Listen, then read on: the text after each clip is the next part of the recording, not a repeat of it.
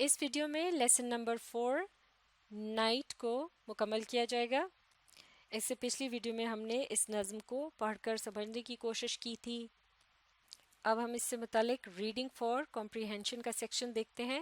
Section A, answer the following questions, یعنی مندرجہ ذیل سوالات کے جواب دیجئے، یعنی دیے گئے سوالات جو ہیں ان کے ہم نے جواب تلاش کرنے ہیں۔ نمبر 1، پہلا سوال دیکھتے ہیں، what is this poem about, یعنی یہ نظم جو ہے یہ کس کے بارے میں ہے۔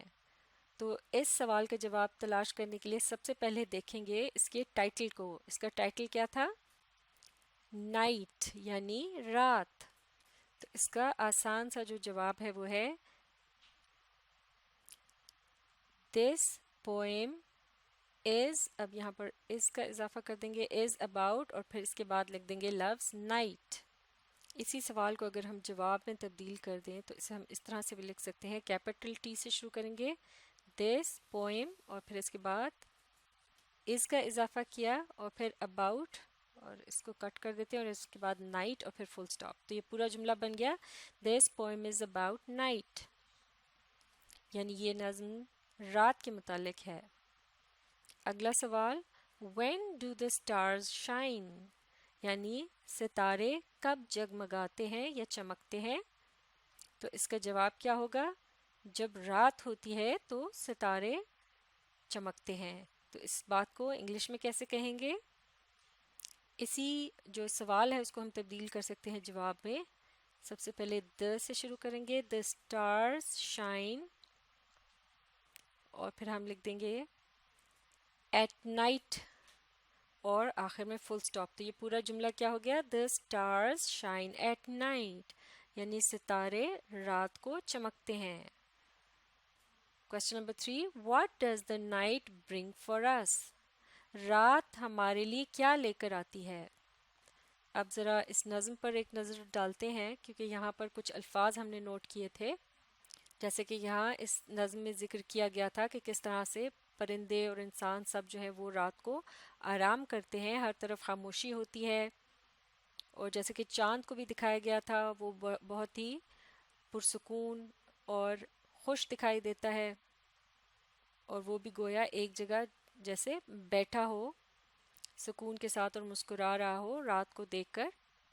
تو اگر 2-3 الفاظ ایسے ہم چن لیں کہ جن کی مدد سے ہم یہ بتانا چاہیں کہ رات جو ہے اس میں ہمیں کیا ملتا ہے، ایک تو ہم لفظ چن سکتے ہیں سائلنس، یعنی خاموشی۔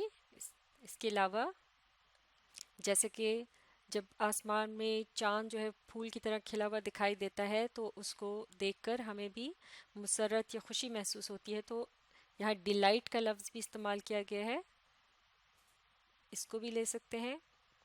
اور پھر ایک اور لفظ جو ہم نے نچوڑ نکالا تھا کہ ان سب چیزوں سے کیا ملتا ہے، سکون، یعنی پیس، تو لفظ پیس جو ہے اسے بھی شامل کر لیتے ہیں۔ تو اس طرح سے یہ 3 الفاظ ہمارے پاس ہو گئے، یعنی یہ 3 ایسی چیزیں ہیں جو ہمیں ملتی ہیں رات کو۔ تو اس کو اب ہم کس طرح سے جواب میں لکھیں گے؟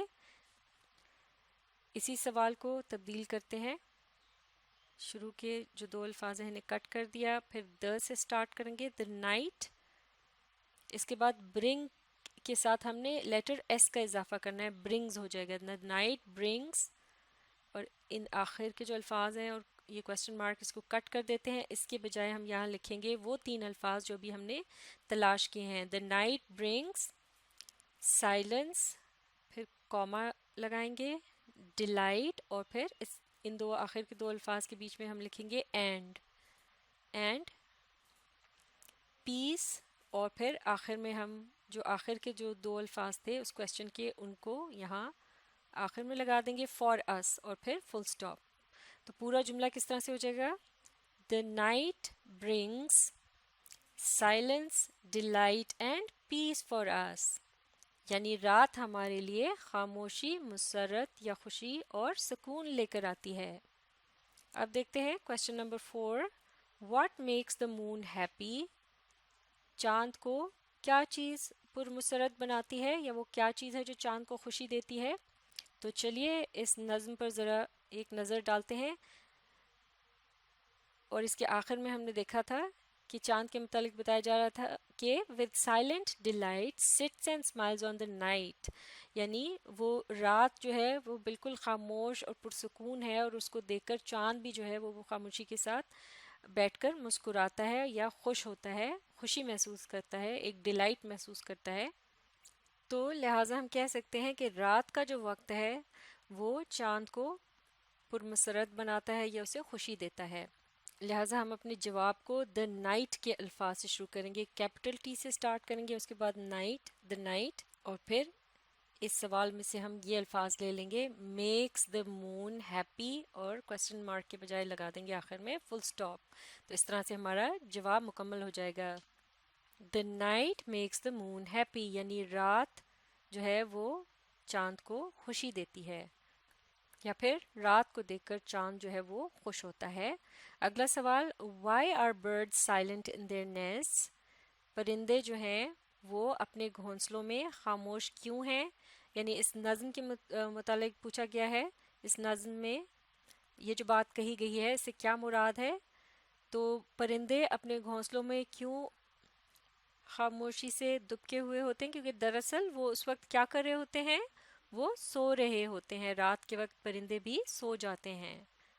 تو اسی سوال کو اب ہم کیسے جواب میں تبدیل کریں گے؟ شروع کے یہ دو الفاظ کٹ کر دیتے ہیں، the سے شروع کریں گے، the birds، اور یہ جو are کا لفظ تھا یہ birds کے بعد آ جائے گا یہاں پر، the birds are silent in their nests، اور اس کے بعد کوسچن مارک کو کٹ کر کے ہم لکھ دیں گے because، کیونکہ وہ سو رہے ہیں۔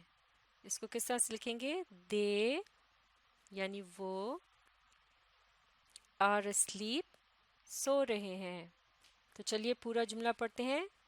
The birds are silent in their nests because they are asleep۔ پرندے اپنے گھونسلوں میں اس لیے خاموش ہیں کیونکہ وہ سو رہے ہیں۔ تو یہ ایکٹیویٹی یہاں مکمل ہو گئی ہے۔ اب آپ اس ویڈیو کو ری پلے کیجئے اور اس کے ساتھ ساتھ پڑھنے، سمجھنے اور لکھ کر پریکٹس کرنے کی کوشش جاری رکھیے۔